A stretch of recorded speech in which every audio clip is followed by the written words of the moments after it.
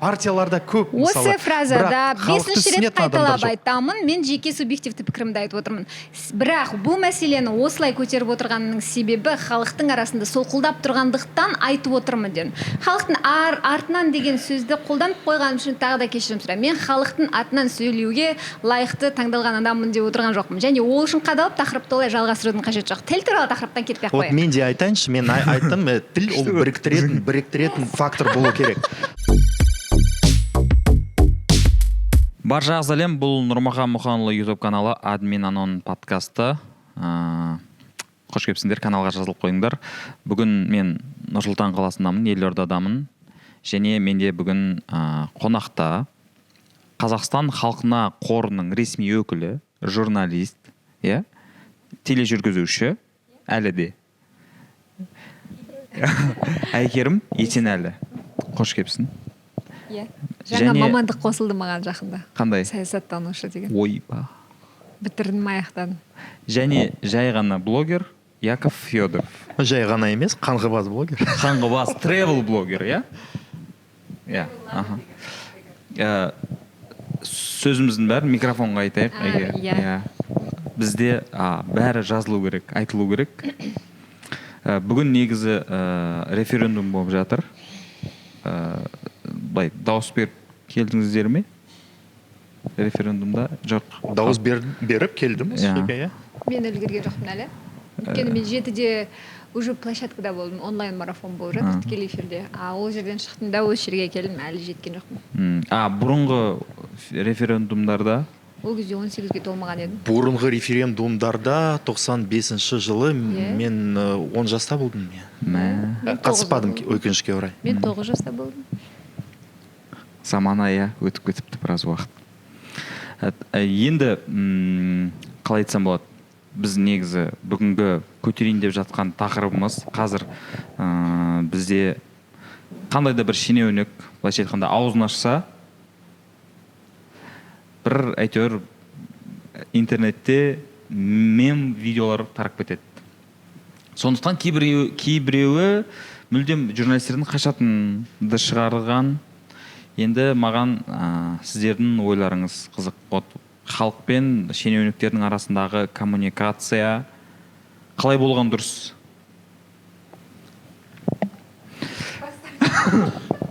Мен ойымша екі мәселесі бар. Білік ол халықтың айнасы ғой. Ал бізде тек қана тыңдайтын білік емес, бізде тыңдайтын халық керек. Өйткені, мысалы, сіз КСК-ның өмірінде қатысасыз ба? Жоқ. Менде мәселе осындай, мысалы, крышаның мәселе болса, ақшаны жинау керек, тек қана соңғы қабаттар ақшаны жинайды. Басқа адамдарға бәрібір. Подвалмен мәселе болса, тек қана бірінші, екінші қабаттардың тұрғындары ақшаны жинайды. Бір-бірімен сөйлеспейді. Интернетте тек қана халықпен білік емес, халық пен халықтың ешқандай дұрыс қатыстары жоқ екен. Бізде жалпы білік ол халықтың айнасы, сол себебі мен ойымша сол себептен кішкене халықтың ақпараттық сауатыны дұрыс жасау керек. Ол бірінші мәселесі. Екінші мәселе ол әрине қазір биліктің кішкене транспарентность көбейтеді. Бірақ бізде неше министрлік бар? Шамамен 20, сосын шамамен 200 аудандық әкімшіліктер бар. Қаншама басқармалары, қаншама мемлекеттік ұйымдары. Әр ұйымға бір маман керек. Ресми өкілі. Ресми өкілі, немесе пиаршы, қарапайым пиаршы керек. Бірақ 30 жыл біз осындай мамандарды дайындалмадық қой. Әрине қазір мемлекеттің ниеті бар халықпен сөйлеу үшін. Бірақ әлі біз дайын емеспіз. Көп нәрселерді жасау керек, мамандарды дайындау, халықты дайындау. Мәселе осындай. Мен осы тақырыпты ұсынғанда, Әйгерім, сен айттың, диплом, диссертациямның тақырыбы халық үніне құлақ асушы мемлекет концепциясы. Күшті. 2019-да мен саясаттануға ары қарай енді журналистиканы оқи бергеннен гөрі 20 жыл практика болғаннан кейін оны қалай оқисың енді қайсы бірін оқисың шетелге барып жаңа тәсіл үйренбесең. Сөйтіп саясаттануға түскем. Сол кезде президент, сол кезде сайланған президент Тоқаев Қасым-Жомарт Кемелұлы осы концепция туралы бірінші жолдауда айтты. Дереу маған қызық болды, себебі мен журналистпін және журналистикаға, біздің елдегі журналистикаға қараймын, Ресейдегі қараймын, басқа мемлекеттердегі қараймын. Қазір интернет бар, құдайға шүкір. Мысалы ақш-қа қарайсың, ақш-тағы сенаторлардың халыққа шығу ашықтық деңгейлері, заң жобаларын қабылдауға халықтың белсенділігі, азаматтық қоғамның қаншалықты өз мемлекетіне қосып жатқан үлесінің маңызын сезетінін көресің да, бізде неге олай емес деп ойланасың. Бізде неге олай емес деген ойлау кейде мені кішкене ашуландырып жіберетін болды. Өйткені кейде түсінбейсің. Түсіну үшін, тәсілдерді игеру үшін бәлкім саяси технологияны көру керек, артық етпес деп оқып көрдім. Оқып зерттедік енді, әрине, ғылыми сөйлемей ақ қойын, әңгіменің ашы, дұрыс айтып отырсыз. Былайынша алып қарағанда бізде трансформациялық кезең қазір. Мысалы бала енді кішкентай кезінен мен мама болғаннан кейін осылай түсіндіріп көрейін, сөйлеп бастаған кезде бірден бүкіл сөздерді дұрыс айтпайды. Жақынырақ микрофон. Дұрыс айтпайды фразаларды. Сондықтан біз оған түсіністікпен қараймыз. Немесе жүріп келе жатқан кезде бірінші кездерде құлай беретін болады, немесе дұрыс жүрмейді, түзу сызықпен жүріп өте алмайды, анық. Сондықтан ол кезде түсіністікпен қараймыз. Бізге қазір енді анализдеуші адамдарға түсіністікпен қарау керек шығар. Біз, менің ойымша, екі жақта талпынып жатыр. Егер 5 жыл бұрынға көз жүгіртетін болсақ, әлі ешқандай мемлекеттік қызмет өкілінің Инстаграмда, Фейсбукта бұндай аккаунты болған жоқ. Олар есеп берген жоқ. Және ешкім президентті белгілеп бұлай пост жазбайтын. Ешкім де бүйтіп сторизда, бүйтіп қазір неше түрлі блогерлерде, тырнақ жасаушы сұлулар да, саяси белсенді жастар да, бәрі де президентті еркін белгілей алады, ақорданың аккаунттарын еркін белгілейді. Өйткені оларды естейтінін, көп түкірсе көл дейді ғой, сөзінің әйтеуір бір жететінін, резонанс арқылы бір нәтижеге жете алатынын білет, сондықтан айтады. Демек айтуды үйренді. Бірақ қалай айту керек, қандай тәсілдермен айту керек, кімге айту керек, айтып қана қоймай ол нәтижелі болу үшін не істеу керек, тез жүзеге асыру үшін не істеу керек, техникаларды әлі үйренген жоқпыз. Бірақ мен ойымша практика. Енді 5 жылдан кейін мен білмеймін, біздің балаларымыз өскен кездегі заман қандай болатынын. 10 жыл бұрын қандай едік? Посткеңестік дәуірде өмір сүріп жатқан журналистика тек қана хабармен Қазақстандағы көрініс. Ешкім ренжіп қалмасын, сондай сияқты болатын мысалы. Біз тек қана ресми ақпарат. Тағы бір айта кететін нәрсе, бізге осы кезде енді аналитикалық журналистика, салалық журналистика дамыса, журналистер тарапынан өздерінің шын кәсіби мүмкіндіктерінің мықты екенін білсе жақсы болар еді. Өйткені қазір бәріміз білеміз, журналистика бәрі ойлайды, тек жаңалықтар. Информ порталдар жаңалық айтады, болды. Ойбай, жаңалыққа бірінші жазсам болды, жаңалықты бірінші айтсам болды. Жылдамдыққа жұмыс дейді. Жаңалық айтылады, ертең резонанс туғызады, шум болады, ертеңіне ұмытып кетеді. Байқайсыз ба? Бірақ аналитика жоқ. Бәрін, мысалы, бір журналист сол бағытпен, саламен айналысып, бастан аяғына дейін жеткізіп, жоқ деп айтамаймын, бар аз бірақ. Жеткізіп, соңына дейін зерттеп, мынау былай болды, сосын мынау былай болды, одан кейін мынандай шум шықты, оған мынандай реакция болды, одан кейін заң жобасы көтерілді, ол соңына жетті деп, біз дегенімізге жеттік деп нүктесін қойып беретін журналист болмай тұр. Бәрін сараптайтын төртінші билік деп неге айтты мысалы. Осы кезде көмектессе жақсы болар еді. Сосын көп сөйлеймін, кешірім сұраймын. Азаматтық қоғамның белсенділігі бұрында мысалы үкіметтік емес ұйымдарға сенетінбіз, халық мысалы институттарға сенетін, өздерінің дауысын билікке жеткізуші құрал деп, бірақ қазір бәрі біледі әлеуметтік желі. Әлеуметтік желіні бірақ біз әрдайым халық үнін жеткізуші деп толық 100% қабылдай алмаймыз. Ол жай резонанс туғызудың құралдары ғана. Кейде ол алгоритмдер, кейде ол маркетинг, кейде ол жаңағы боттар, білеміз бәріміз, мысалы. Сондықтан бізге шамалы уақыт керек. Сонда бәрі нашар болды ма сонда бұрында? Мен де былай... Жоқ, нашар емес. Сол ситуацияға қалыпты. Мен қазір көп байқайтын, бізде мынандай нәрсе айтылады да, тура бір мынау 30 жылдық болған еңбекті жоққа шығара салу бір тренд болып кеткен сияқты да, оңай болып қалды айту. Вот қазір вот қазір ол жалпы идеологиямыздың бір минут олай емес мен өйтіп айтып олай иә мен де келсем сөйтіп айтады жалпы переобуваться дейді ғой енді сөйтіп істеп жүргенде ренжімесін олай істеуге болмайды негізі ше бұрын жақсы еді деп табынып жүрген адамдардың кейбір жаңағы даже бұрынғы референдумда мысалы жарайды тақырыпты көтермей ақ қояйыншы мысалы сол адамдар мысалы қазір мүлдем басқа әңгіме айтып жүр да мысалы көп елдің белгілі адамдары немесе бұрын ойбай бұрынғы система күшті дегендер қазір ойбай ол жаман дейді бұрынғы система сол уақытқа дұрыс болды негізі бірден көшіп кете алмайтын едік қой мысалы көшіп кете алмайсың ғой қайдан мүмкіндігің болмаса ресурсың болмаса білімің болмаса қазір бәрі баланың эволюциясы сияқты ғой мәселе менің ойымша ол бізде халықта критикалық әлі аналитикалық ойлау деген нәрсе жоқ бізде тек қана жақсы және жаман нәрселер бар ал ортасы жоқ ол тек қана саясатта емес тарихта да бізде бәрі немесе жақсы немесе жаман ал біз олардың мысалы себептерін олардың жағдайын зерттемейміз менің ойымша біздің мысалы мектептерде кішкене критикалық ойлау деген пән емес но хотя бы основалары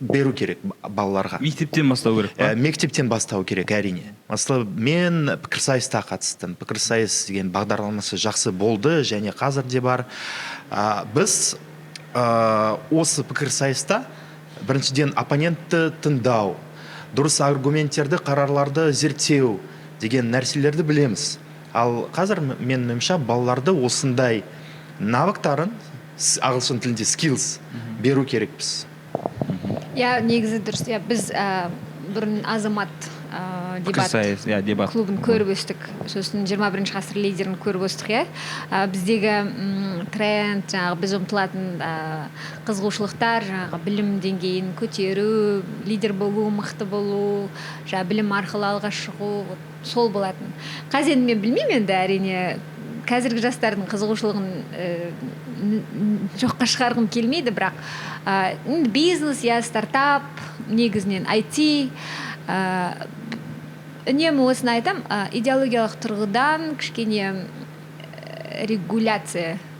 регулировка дей ма не бақылау басқару жоқ үйлесім орнату керек сияқты да кейде маған бір сондай керек сияқты болып көрінеді себебі бір нәрсе шығады жаңағы хайп бәрі соған қарай ауып кетеді мысалы феномен Қайрат Нұртас деген болды кезінде бәрі Қайрат Нұртас мысалы дәлелдеді міне халық үніне құлақ асушы мемлекет негізі шыны керек қарапайым мысалы әр ауылға барды әр ауылдағы адамдармен сөйлесті көрді құшақтасты суретке түсті әнін айтты сосын республика сарайына барып концерт өтті бүкіл ауыл адамдар концертке жиналды оның просмотрлары осындай бізге осылай ерінбей кәдімгі неге біз Роза Бағланова Бибігүл Төлегенованы ұмыта алмаймыз иә өйткені олар кәдімгі шынайы энергетикасын қалдырғанда әр ауылда мысалы біздің ауылда өнер көрсетіп кеткен әжелер әлі айтады ой баяғыда то есть біз білеміз әлі деген сияқты мен енді бәріне ауыл арала деп отырған жоқпын бірақ неге араламасқа бірақ жаңағы алшақтау бар сияқты да болды то есть қазір мүмкін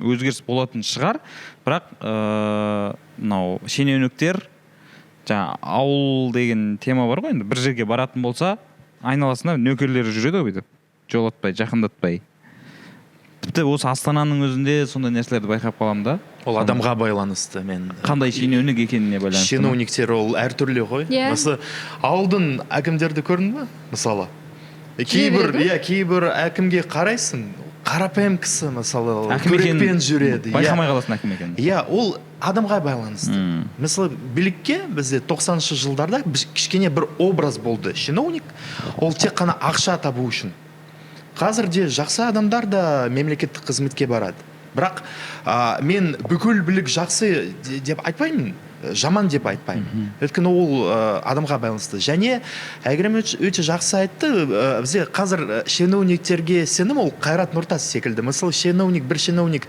ауылға келсе оған сенеді ал егер ақпарат интернет арқылы адамдарға жетсе көбісі сенбейді вот бізде осындай сенім жасау үшін шенеуніктер тек қана интернетте емес жалпы жұмыста кішкене ашықтау болу керек Әйгерім сен қазір жаңа Қазақстан халқына қорының ресми өкілісің.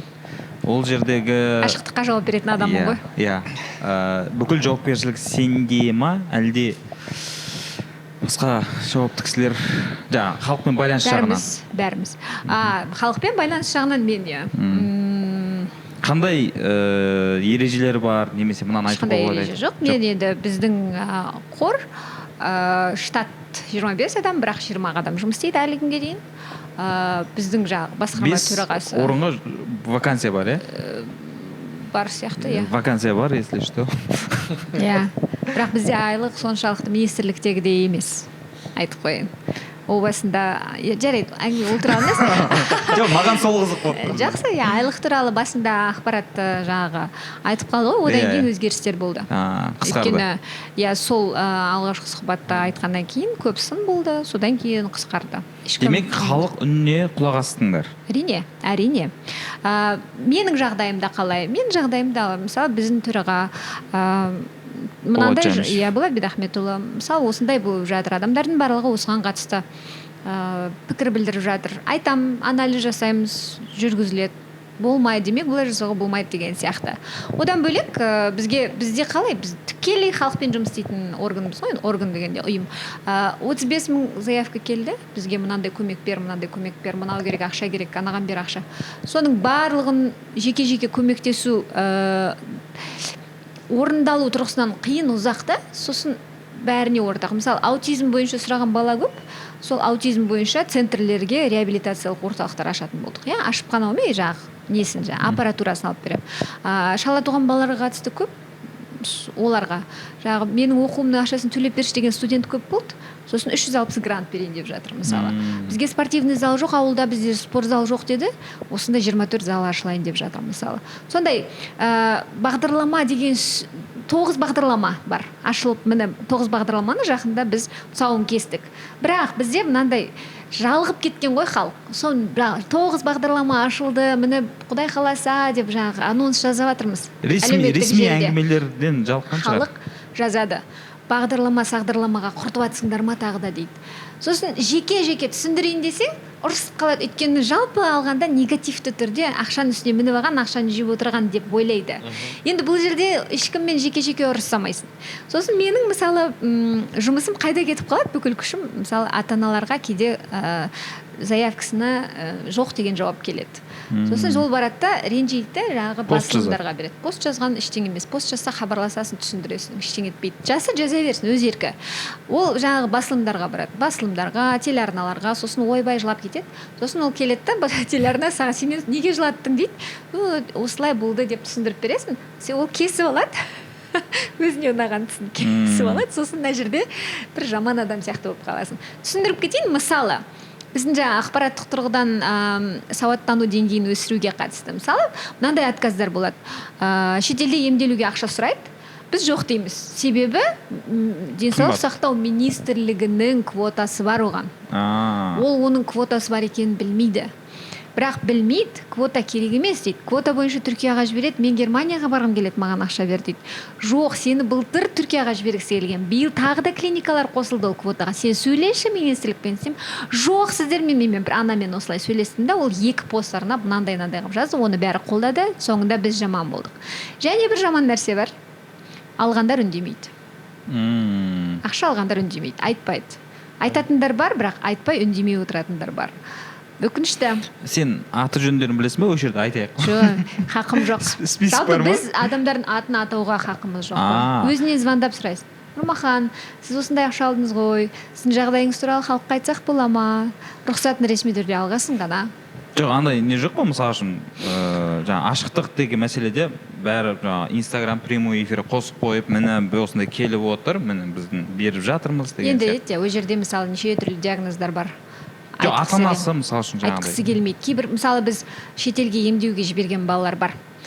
Бірақ диагноздары олардың енді айтқысы келмейді. Но медициналық құпия ғой. Иә, айтқысы келмейді. Жай ғана өстіп кейбір балалар бар, мысалы өкпесі, бүйрегі, жүрегі кейбір диагноздар мүлдем басқа, мысалы, айтуға хақың да жоқ. Мысалы, залгиазма жаңа ең қымбат дәрі дедік қой, оны айттық. Енді кішкентай нәрестелер 2-ге толмаған ата-аналар келісті, қуана келісті, түсірдік. Бірақ бәрін түсіруге рұқсат қаламайды ешкім. Олар айтса, мысалы, қылмыстық жауапкершілік те бар. Мысалы, тек рұқсатсыз айту керек емес. Ал атын айтпайсың, сосын өтірік ойлап тапқан адамдар дейді. Оны енді жалпы түсінгенім менің, адамдар сенгісі келмесе сенбейді бәрібір де. Қанша түсіндірсең де. Мен кейде бірінші жұмысқа тұрған кезде, әсіресе мен білем, телефоным тарап кетті. Адамдар, Әйгерім, сені білеміз, Таңшолпаннан көргенбіз, ақша алып бер. Біреулер хабарласады, қалай енді былай таныс арқылы бүйтіп. Апай, не айтып тұрсыз деген сияқты. Біреулер звондап жылайды. Ой, бұл қайықтың шығарып бергені. Сөйтіп хабарласаң шығарып берші. Болды біреу. Рахметіңді айтамын. Бір қоңырау болды сондай. Апай, не айтып тұрсыз дедім.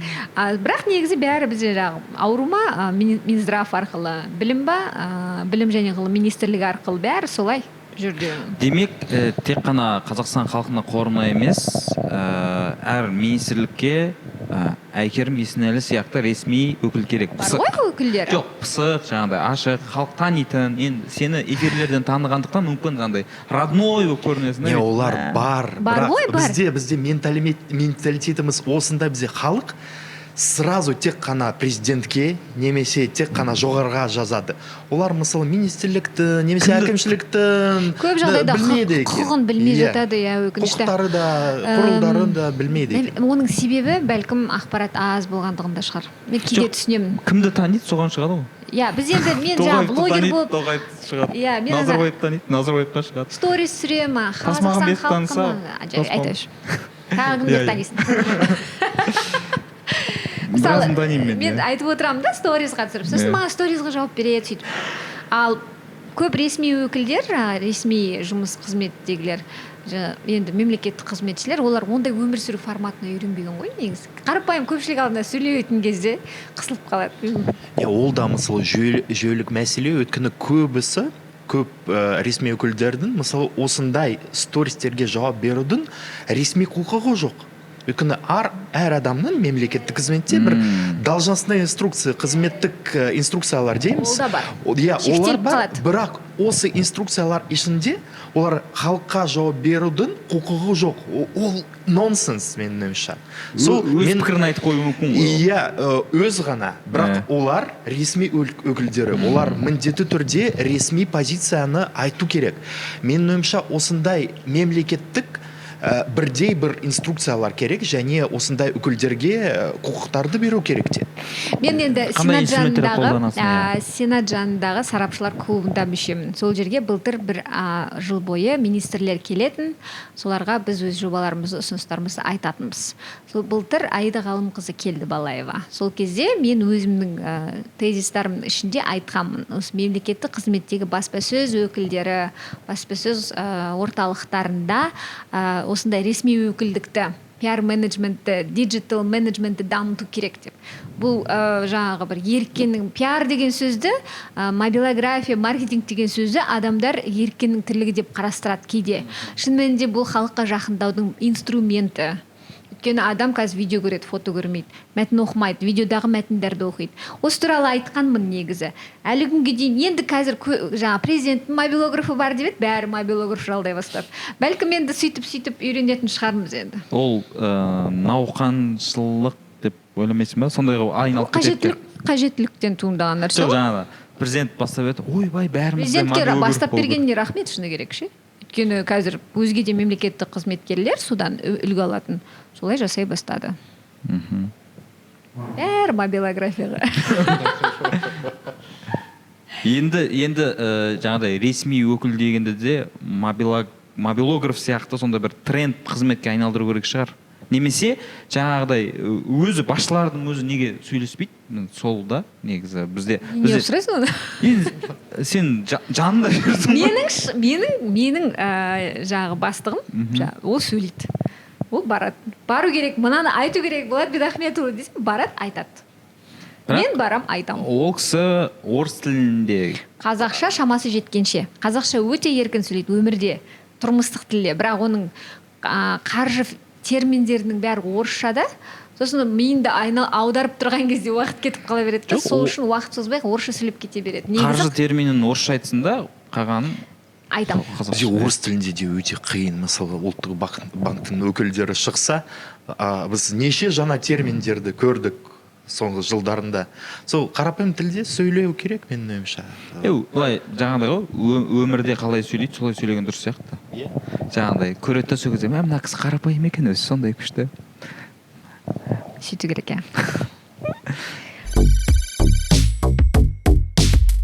Так, енді жаңа айтып жатырмыз ғой, анау былай мына халық тарапынан нақты қандай әрекеттер болу керек, мысалы қабылдау жағынан. Олар неге жүгіну керек, ақпаратты қайдан алған дұрыс? Кім біледі? Не, құралдар көп. Әлеуметтік желілер ол тек қана бір құрал ғой. Бірақ менің ойымша халықта және билікке бір құрал жетпейді, ол факт-чекинг. Факт-чекинг, яғни факт тексеру. Мысалы, ақпарат сіздің YouTube каналынан шықса, тағы бір источникті іздеу керек. Егер екі тәуелсіз источник болса, ақпараттың источнигі болса, ол жақсы ақпарат, жалған ақпарат емес. Сол кішкене ақпаратты зерттеу керек, тексеру керек. Сене беруге болмайды екінің біріне. Мысалы, бір қарапайым мысал айтайын. Қарапайым түсінікті болу үшін мен мысалы кішкентай балалы болған кезде жаңағы участковый педиатр келеді. Педиатр келді да, менің 10 күндік балама Linux жазып берді. Өйткені бетінде жаңағы нелері бар. Ол кісі мені қант жеді деп ойлады. Мен қант жеген жоқпын, бірақ ол басқа акне болып тұр, баланың акнесі. Бірақ ол білмейді, Linux жазып берді. Мен интуитивті түрде түсініп тұрмын, что Linux беруге болмайтынын. Мен тағы бір педиатрға және тағы бір педиатрға хабарластым. Үшеуіне суретін көрсеттім, үшеуі үш түрлі берді. Сосын тағы педиатр тауып хабарластым. Төртінші педиатрдың айтқанын интернеттен оқып, отзывтарды оқып барып шешім қабылдадым.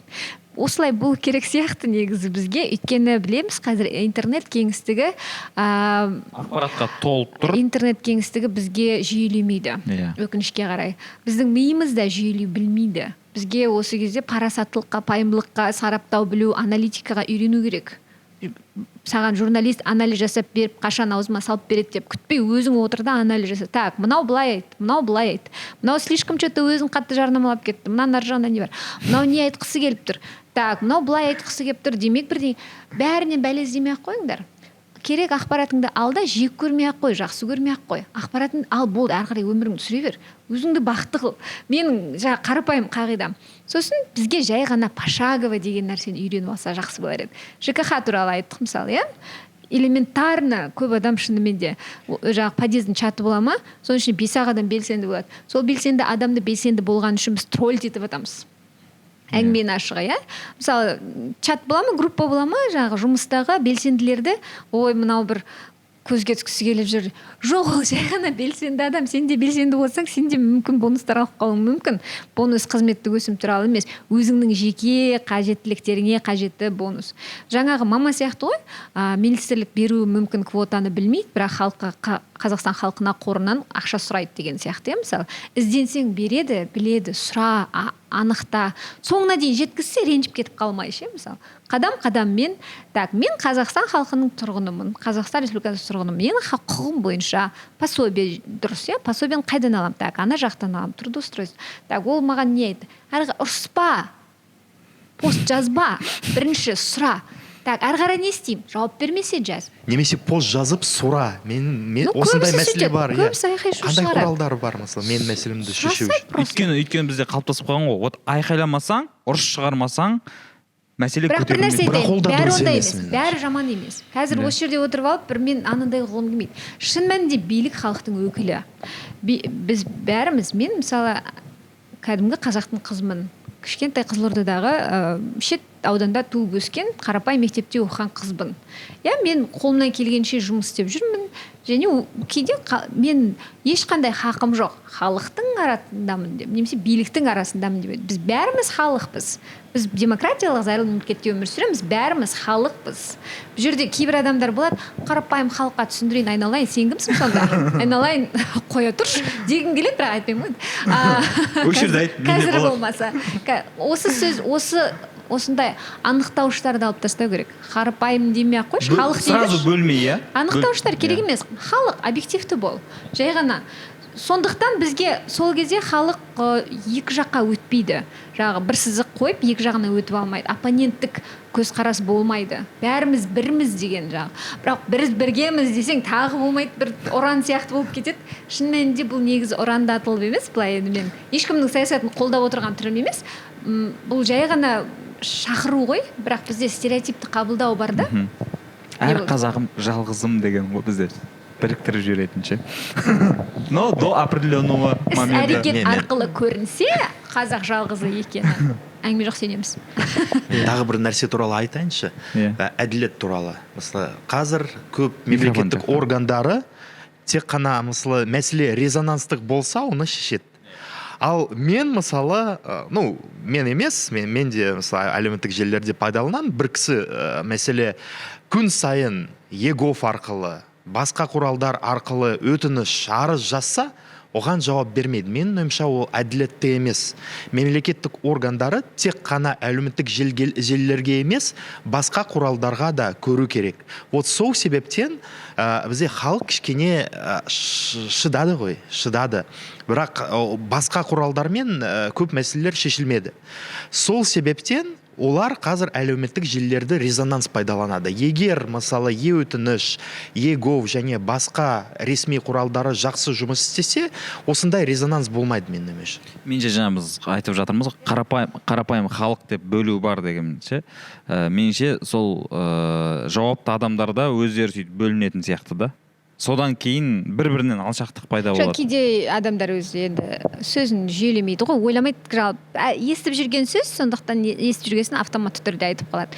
Жай ғана еске салу ғой, ешкім мен енді негізі оптимистік түрден қарайтын болсақ, жалпы жағдай жаман емес, негізі. Білмеймін енді, бәрі бүкіл жаңағы көпшілік ештеңе түсінбейді және айқай-шу шығарып дегеніне жетеді, және билік бүйтіп қақиып алып ештеңе түсінбейді дегенге мүмкін емес. Басында айтқанымдай трансформация бар. Бізге просто жай ғана енді соның тәсілдері ғой, қалай жүзеге асырсақ, осындай подкасттарда айтып деген сияқты, оны көріп, ол просмотр жинап деген сияқты, комментарийға жазып кетіп. Сторизге салып, репост жазсаңдар, жинай. Мысалы, сізде комментарийға қалдырыңыз, мынандай инструмент керек сияқты, бізге осыны білу керек, өстейікші, бүйтейікші деген сияқты. Бұл кәдімгі, мен бірақ білем, егер сенің подкастыңа жеке Қайрат Нұртас пен Жұлдыздың арасындағы қарым-қатынас талқыланған адамдар келсе, ол просмотр жинайды. Жоқ, мен айтпақшы, мен жинамайды осы. Мен негізі солай ойлап келдім. Қалай ойлап келдім? Жаңағыдай, не дейді, желтая пресса дейді ғой, сондай тақырыптар қозғалса ғана жинайды деп. Сөйтіп мен былай істейтінмін. Чередовать етемін ғой. И соңғы жарты жылда байқағаным, мына тақырып уже қызық емес, жаңағы. Іш киім тақырыбы, қызық емес. Күшті? Мен сәл соған қатысты бір қонақ шақырып қалам ғой. Жеп қояды мен, Нұрмахан. Не на? Бізге керек емес екен. Сен нормальный қонақтар шақырып жүрдің ғой, мынау не дейді да? Вот, халық үніне құлақ асыршы екен. Яғни 5 жыл бұрын біз мерекеде тек қана концерт көретін едік телевизордан, қазір жоқ. Мысалы, YouTube-тан тек қана кілең жаңағы шоу-бизнес жобалар ғана көретін еді бәрі. Ал қазір ондай емес. Заинтересованность бар деген сөз. Бірінші қадам жүзеге асып жатыр, Құдайға шүкір. Біз күштіміз. Енді күлмесеңдер. Шын ғой? Жоқ, мен оны жоққа шығарып жатқан жоқпын. Жаңа Яков айтпақшы, мынау жақсы, немесе мынау жаман емес. Ортасында, объективті, жақсы жағы да бар, жаман жағы да бар. Енді жаңағыдай алшақтықтың негізгі себебі дейміз ба, тіл сияқты. Яғни жаңа қазақ тіл мәселесіне ақырындап келе жатырмыз. Бізде не қазақ тілінде сөйлесе не ресми қатты түсініксіз академиялық терминдермен, немесе орыс тілінде. Мүмкін, мен байқайтын, мен жаңа комментарий деп жатырмыз ғой, мен оқимын, комменттерді жақсы көремін, пікір оқығанды. Сол кезде байқайтын, мысал үшін бір шенеунікті алайық, мысалы бір сондай бір жауапты қызметкерді алайық, жақсы нәрсе айтып жатыр, пайдалы нәрсе айтып жатыр, бірақ орысша айтып жатыр, тыңдамайды оны. Қазақша сөйлейді. Қазақша сөйлесейші дейді. И сол кезде ойлаймын да, міне енді халықтың үніне құлақ асу мәселесі демек тіл арқылы болу керек деген сияқты. Ол жағынан сіздердің ойларыңыз? Бұл уақытша мәселе, расында. Уақытша мәселе. Мысалы бізде бірінші тіл туралы заң қабылданған кезде, мысалы бүкіл жоғары кеңесінің құрамы орыс тілді болды. Бірақ оларда бір өте үлкен жақсы жауапкершілік болды ғой. Мысалы бірінші конституциямызда және қазіргі конституциямызға бізде тек қана бір мемлекеттік бар. Бірақ депутаттары негізі орыс тілді болды. Қазірде, мысалы, неше пайыз қазақ тілділер? Менің ойымша 80%. Ал 91 жылы қанша болды? 38% болды, Ол нәтиже. Сол 15 жылдан соң бұл мәселе болмайды. Бірақ бізде осы ескі режим, мен Назарбаев режим емес, мен совет кезіндегі режимнің құрбандары бар екен. Мен секілді. Өйткені, мысалы, мен мектепте оқыған кезде бізде қазақ тілінің сабақтары болған жоқ. Жалпы табелде пәндер, оценкалар тұр, бірақ біз мұғалімдерді көрмедік. Ол мемлекеттің мәселесі болсын. Қазірде, мысалы, кейбір солтүстік облыстарда жақсы мұғалімдер жоқ. Бар, бірақ сапасы жоқ. Осындай, мысалы, мемлекет кішкене осындай адамдарға көмектессе, бізге осы мәселе болмайды. Көбісі айтады, мысалы, осы адамдарда ниеті жоқ, ниет болса қазақ тілі ол өте қиын емес тіл, ол рас емес. Әр тіл ол өзіне жараса қиындықтары бар. Әрине, орыс тілі де өте қиын екен, ағылшын тілі де. Бірақ бізде әлі методикалар жоқ.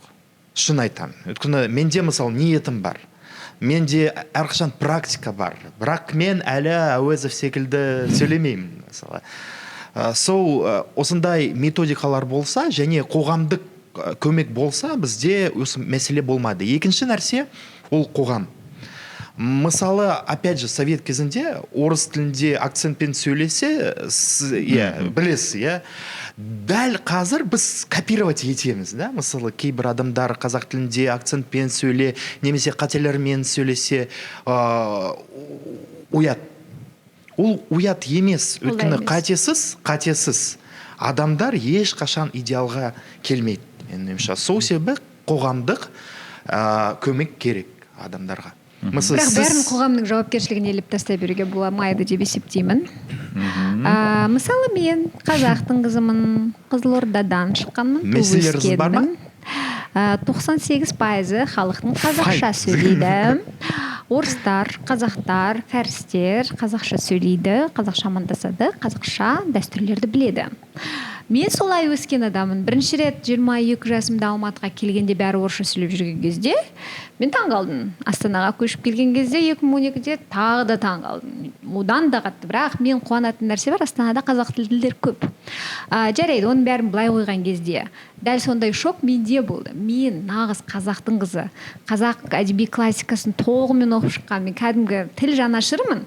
Бірақ мен қазір шала тілім. Өйткені орта сондай болып кетті. Жоқ. Орта маған манипуляция жасай алмайды. Мен алатын ақпарат орыс тілді. Қайда қарасам орысша. YouTube ашам, орысша контент көп. Жарайды, оған мемлекет кінәлі емес. Окей. Мен алатын ақпараттардың басым бөлігі кітаптар, сөрелерде орысша көп. Сатылымда. Жақсы, ол да мемлекеттік емес, бизнес, жарайды. Әрі қарай кеттік. Балаларға арналған контентті балам көріп отырады. Қазақша тауып берейін десем, аз, қайталана береді. Жоқ, жарайды, ол да мемлекеттің кінәсі емес, ютуберлер мықты орыс тілді. Жарайсыңдар. Жақсы, жалғастырайық. ақпараттық порталдарды ашамын, орысша тұрады. Таңдайын десем, қазақша көрейін десем, ішінен қазақшаны таңдап алуым керек та. Жарайды, ол қалыптасып кеткен ғой. Банкомат ашамын, қазақша таңдап алуым керек. Төлем жасағым келеді, қазақша таңдап алуым керек. Неге мен қазақша туып өскен, қазақша сөйлеп өскен, қазақша ғана білетін адам, неге мен өзімнің тілімді, мемлекеттік тіл қазақ тілі болған кезде таңдауым керек орысшаның ішінен? Ренжімесінші орыс тілділер, ренжімеңіздерші, бірақ бізге бұл мәселе көтеріліп тұрғаннан кейін осылай, мен осы позициямды үнемі айтып келе жатырмын, бірақ қаншама құзырлы органның көзінше де айттым, қаншама осындай порталдар арқылы сұхбат кезінде де айттым. Білмеймін, менен басқа осыны айтатын адам бар ма өзі? Бірақ мен тілді, өзім қолданатын мемлекеттік тіл статусы бар тілді сол мемлекетте өмір сүріп жатып, қолдану үшін таңдағаныма таңғаламын да. Ол бір. Екіншіден, Францияға бар. Францияда 15 күн жұмыс істедім. Францияда 15 күн жұмыс істедім. Иә. Ағылшынша сөйлесем, Парижде игнор. Иә. Жақсы, неге сөйлесесің ғой, неге өйтесіздер, біз сіздердің тілдеріңізді білмейміз ғой. Айналайын-ау дейді маған. Келіп тұрсың ғой сен Францияға дейді, уже 10 күн жүрсің, неге кем дегенде үйреніп алмадың дейді. Француз тілі туралы заң бар. Ең мықты заң тіл туралы. Ішінде ережелері бар. Ережелерді бұзған жағдайдағы жазалар бар. Қатты емес, бірақ жаза бар. Ережелерді орындауға арналған мотивациялар бар. Біздің тіл туралы заңның сондай болғанын қалаймын. Қазақстанның азаматы ретінде. Қараңызшы, референдум ол да таңдау, біз бәріміз түсінеміз, біздің қоғамымызға өзгерістер керек. Бірақ біз барамыз және әдейі таңдаймыз. Ол егер сіз мысалы әрқашан қазақ тілін таңдайсыз, ол сіздің азаматтық пікіріңіз, ол өте дұрыс нәрсе. Ол манипуляция. Жоқ, ол манипуляция емес, ол таңдау. Егер сіз банкоматта көбірек таңдансаңыз, әрине бизнес банктар көбірек. Қазір жоқ, халықтың күнәсі емес, ол жалпы ситуация. Өйткені мен көп мемлекетте болдым. Мысалы кейбір мемлекеттерде, мысалы Ирландияда мемлекеттік тілі ирланд тілі. Бірақ тек қана 8% ирланд тілін біледі. Бірақ мемлекеттік органдар әрқашан керек болса пайдаланады. Бізде қадаммен қадам біз қазір осы қазақ тіліне барамыз. Және қазір ол тек қана мемлекеттік тіл емес, ол ұлт аралық тіл. Мен әрқашан мысалы айтамын, кейбір журналистер айтады, өзге ұлттың өкілдері. Мен ойымша осындай мысалы терминдерді пайдаланбау керек. Бөлектемеу керек, иә? Өйткені Қазақстанда өзге және өзіміз адамдар жоқ. Өзіміз ғана, иә?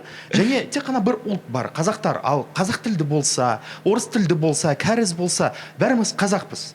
Сол, егер осындай идеология болса, тіл ол бөлінетін құрал емес, ол біріктіретін құрал болу керек. Негізі, келсем сізбен, мен ешқашанда агрессордың позициясына көшкен емеспін. Себебі агрессия ең соңғы тәсіл, және ол ең бір ұтылған тәсіл деп есептеймін. Және ешқашан өте сирек агрессиямен де болады, жеке өмірімнен басқасың. Шын мәнінде Ирландияда жақсы, өйткені жалпы оларға қалыпты. Олардың айналасы ағылшын тілді контингент, ағылшын тілі көп қолданылатын. Бірақ бізде қазақ тілін қолданатын адам көп қой. Неге олай болса, қазақ тілді қолданатын адам доминант болып тұрып, орысшаның ішінен таңдау керек. Мен ешқандай да ұлтаралық түсініспеушілікті тудырғым келіп отырған жоқ. Бұл ниетім емес менің.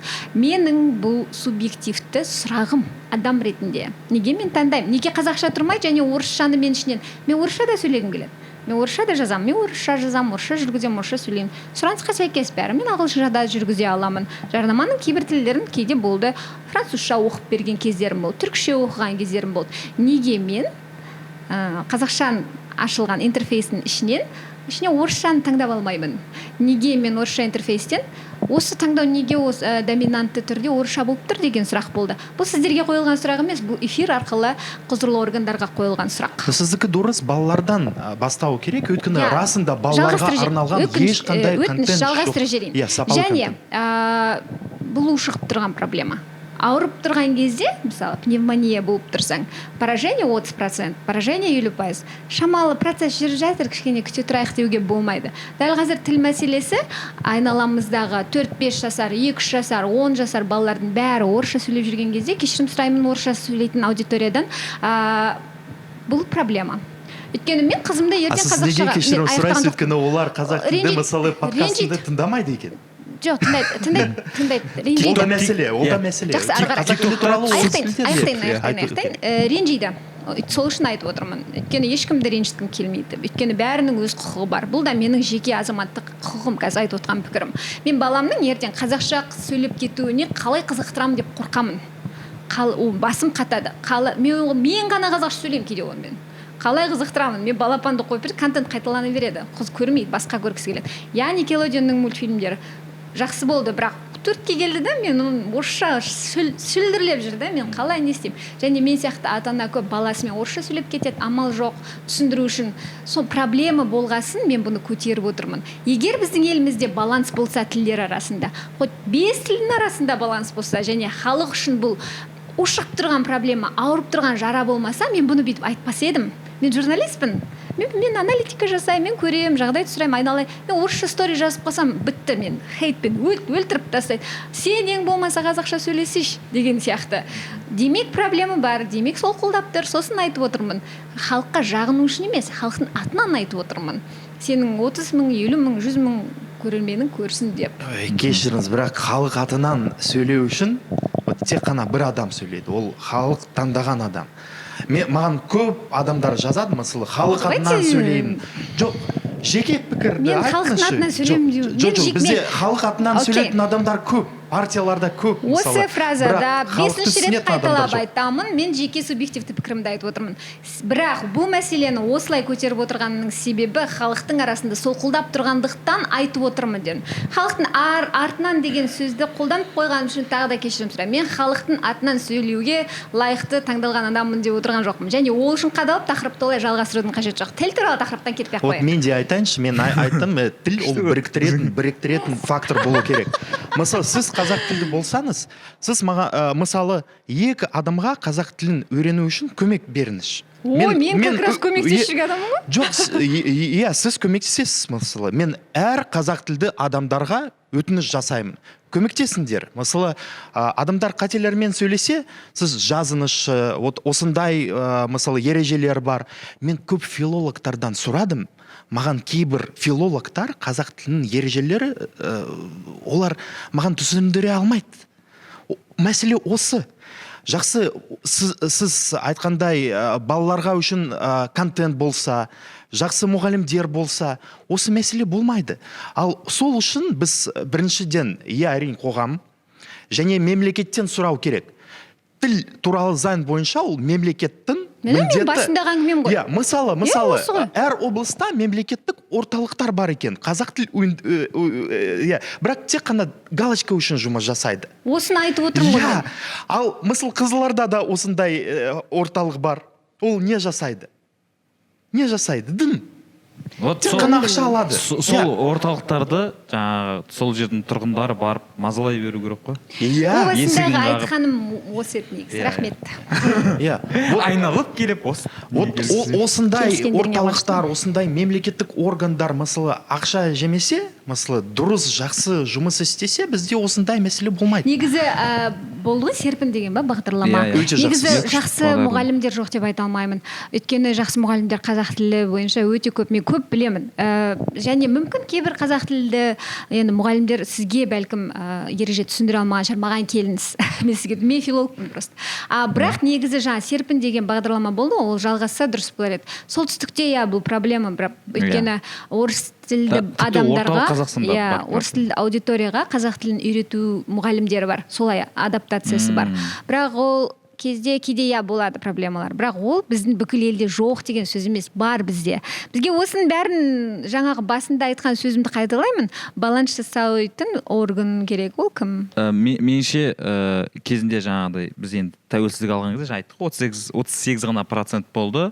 Сосын жаңағыдай басқа ұлттық өзге демей қойын, бөліктеп отқан жоқпын. Жалпы басқа этностар. Басқа этностар көп болғандықтан сол бірлігін қатты ажыратып алмау үшін тәуелсіздік алған жылдары меніңше соны сол кездегі баланс қажеттілік болды. Сонымен ол ұзаққа созылып кеткен сияқты сол процесс сол процесс ұзаққа созылып кетті. Бірақ мен жаңа сен Қызылордада өскенсің. Семейдікім. Семей. Мен оңтүстік қазақстан облысы қазығұрт ауданы Тұрбат ауылы, ол Өзбекстанмен шекараласатын жерде. Мен мектеп бітіргенше өзбек контентін көріп өстім. Әпче? Хола дейді. Хола. Менде басқаша проблема болды да, жаңағыдай өзбек тілінен қазақ тіліне дұрыс үйрену деген. Өйткені жаңағы күлу деген мәселе, мен Алматы мен Астанаға келген кезде мен сөйлесем, өзбекше акцентпен сөйлеп жатсың. Мен үшін ол қалыпты жағдай еді да.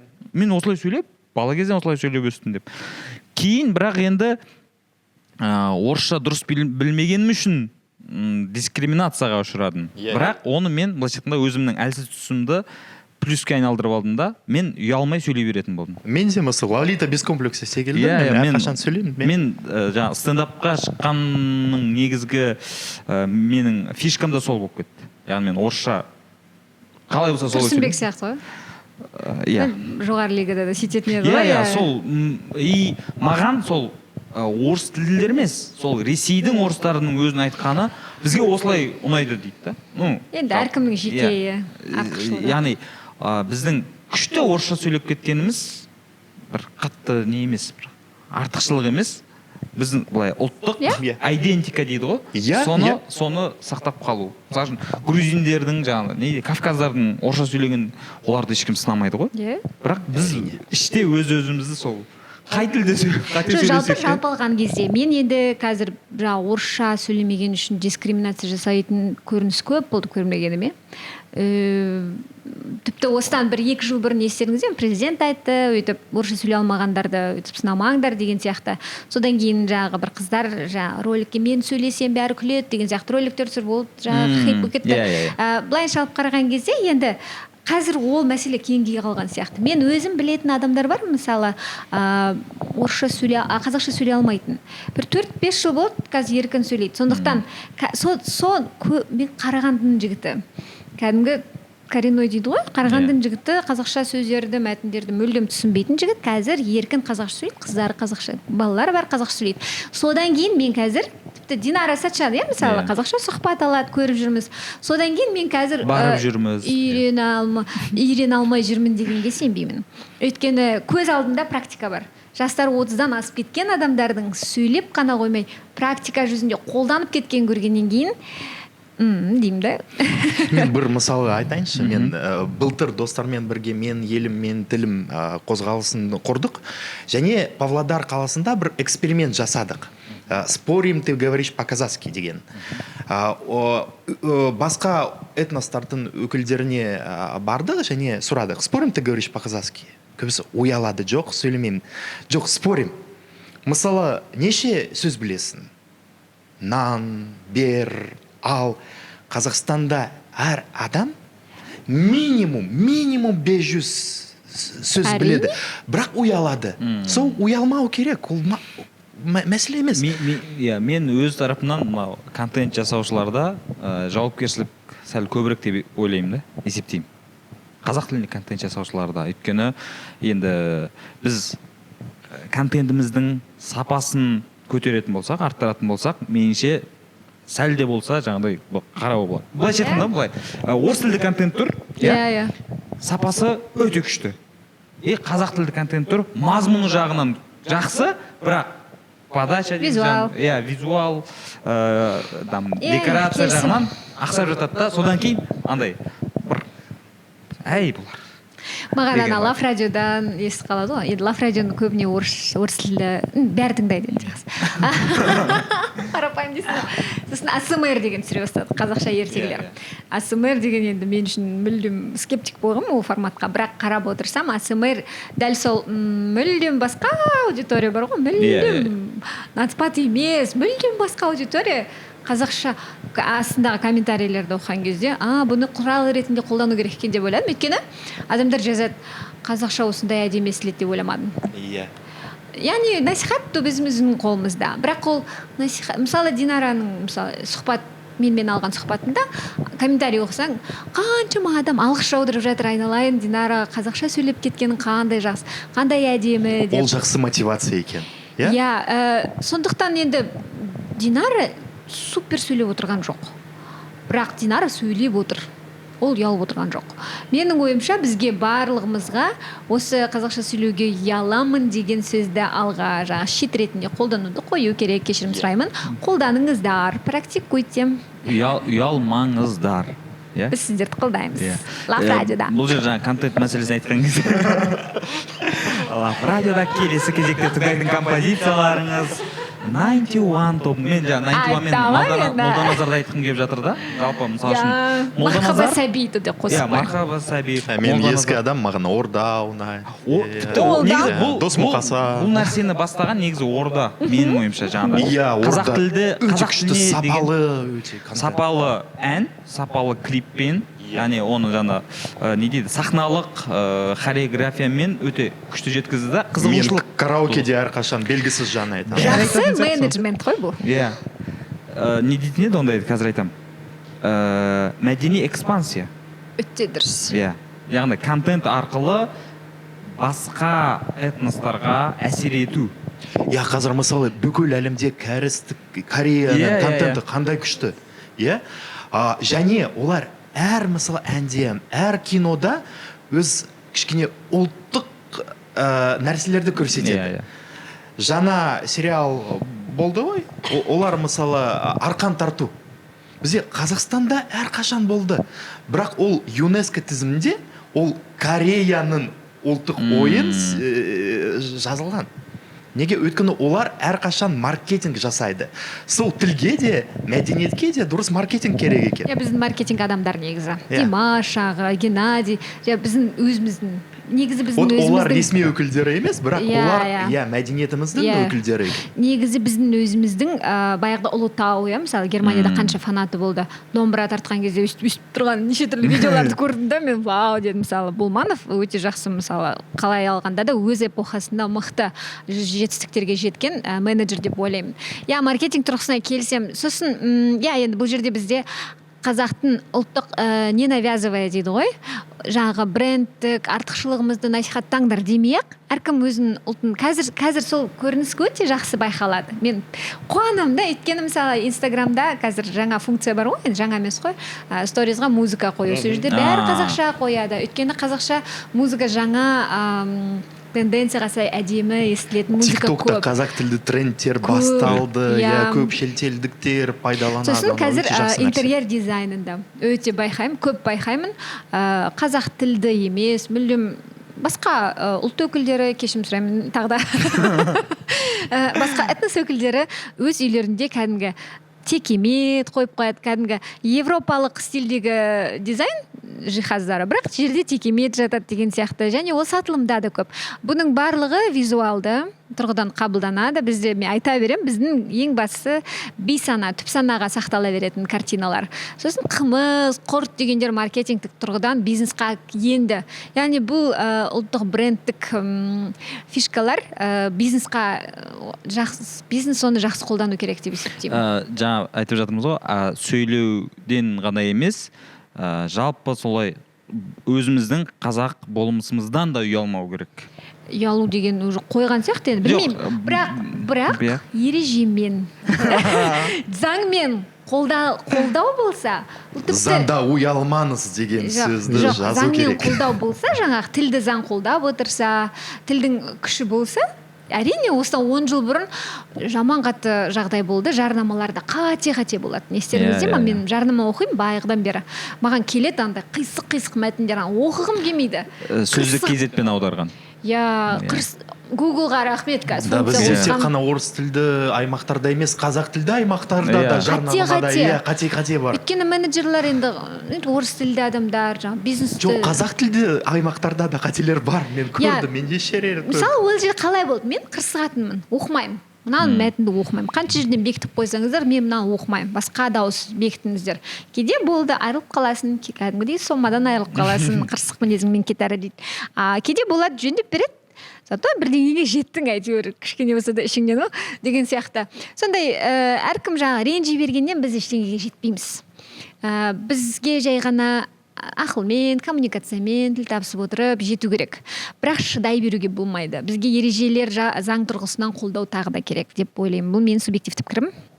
Осыдан бір 10-15 жыл бұрын бізде жаңағыдай қазақпен қазақша сөйлессін деген былайша айтқанда Цитата тарап кетті. цитата болды. Енді қазіргі уақытта әр Қазақстан Республикасының азаматы қазақша сөйлессін деген цитатаны мен айтсам қалай деп өзіме сондай жауапкершілік алсам. Айтып көр.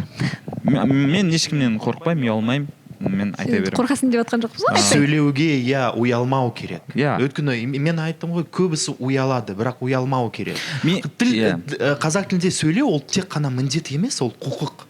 Ол өте жақсы құқық. Осы құқықпен құқықты пайдалану керек менің ойымша. Жаңа мен мысалы қазақтардың брендтік қанға сіңген бір қасиеттері туралы айттым ғой. Мысалы еркіндік, мысалы музейге барып қайтсақ, алтын адам туралы тарихты зерттесек, ол жердегі мысалы пәлсапалық тұрғыдан қазір бәрі адамдар жаңағы тегіне үңілгіш қой енді, білгіш, артықшылықтардың білгіш, солай дамығыш.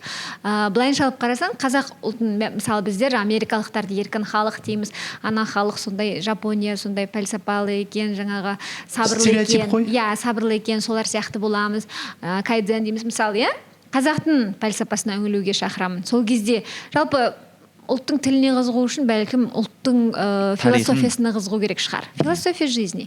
Қызықсаң өз еркін зерттей бастайсың. Ал мен айтайын сіздерге, қазақ тілді әдебиет деген ол 20 ғасырдың классикасы ғана емес. Қазақ тілді әдебиет өте бай, өте әдемі. Түсінбесеңіз қайталап оқисыз, ештеңе етпейді. Бірақ Олжас Сүлейменовтің, орыс тілді жазған екен ғой. Мысалы, көп Әуезовтің өзінің одан ертерек жазған, мысалы Майқы бидің әдемі ұйқастырылған сөздерді қолданған тәсілдерін үйренсеңіз, цитата қылып алсаңыз, сторизға мысалы мәтін қойып қойсаңыз жыртасыз мысалы, үйреніңіз, жаңа тәсіл болады, креатив болады, жарнаманы. Және мәдениет ол тек қана тіл емес, мысалы көп қазақ тілдер болса, бірақ мәдениеттен ұялады. Сол тіл ол тек қана мәдениеттің бір нәрсен. Тамақта бар. Бөлігі, кешіріңіз. Тамақта бар. Мысалы қазір көп ұлттық тағамдарға деген қызығушылық. Ұлттық тағамда. Киім, әнде. Білмеймін.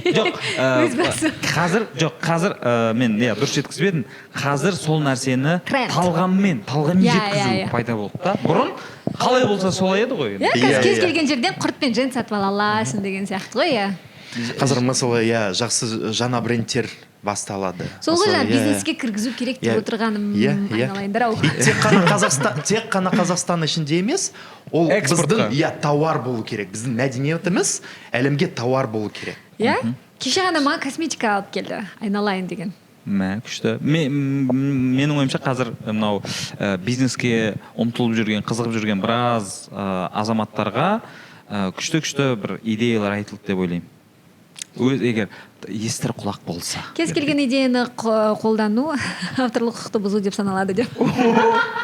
Қалжыңда. Тегін, әзірше тегін. Одан кейін Әйгерім Есенәлі онлайн курсын ашады. Жобалар аяқталған кезде айтады ғой, кез келген идеяны қолдану.